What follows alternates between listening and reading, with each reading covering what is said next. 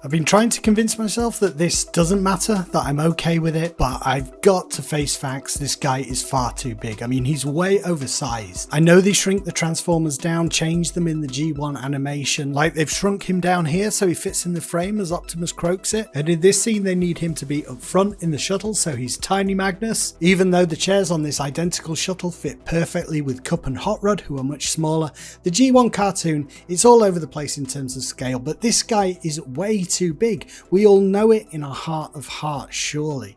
He should not be taller than Grimlock and wider than two Junkions side by side. There are animation reference materials out there, even lists of generally agreed upon heights for all the G1 Transformers.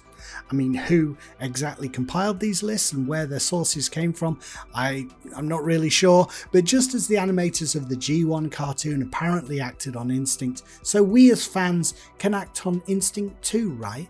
An 86 Ultra Magnus is clearly too freaking big. The fact that apart from this gripe he's absolutely brilliant just makes it all the more infuriating. This is the best Ultra Magnus I've ever owned. I absolutely love it, but it's clearly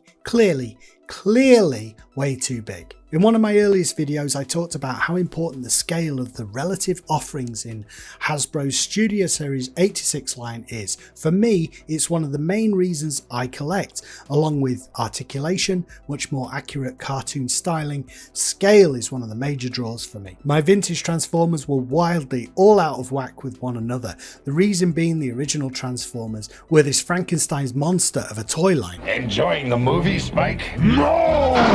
Cobbled together from whatever Japanese transforming toys Hasbro could hoover up the rights to.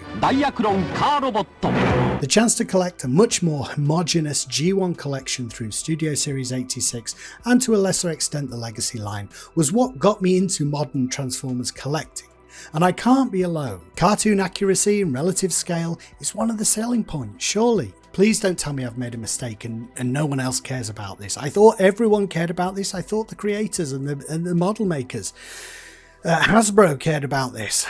Maybe it's a concession to playability. Let's make sure he can ferry around a bunch of Autobots in vehicle mode. But from what I've read, these modern toys, the scale has always been related to the robot mode, not the alt mode. This is an oversight in my mind as bad as the robot enhanced design Bumblebee, where the designers decided they just didn't give a shit about scale and thought nobody would care. I need help. I need someone to step up and explain to me, why was this decision made? Put me out of my misery, Internet Transformers fans. Help it all make sense to me, please.